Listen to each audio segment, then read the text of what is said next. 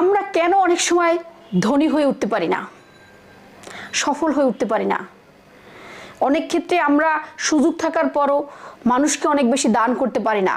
এর মূল কারণ হলো টাকার হিসেবে আমাদের সচেতনতা থাকে না।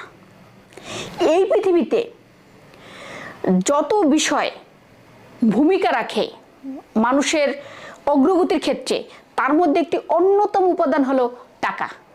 প্রতিদিন আপনি কোথায় কত টাকা কিভাবে ব্যয় করেন এই বিষয়ে যদি সচেতন না থাকেন, তাহলে আপনার এমন কিছু খাত তৈরি হবে যেগুলো একেবারেই আসলে অপচয় বলা যায়।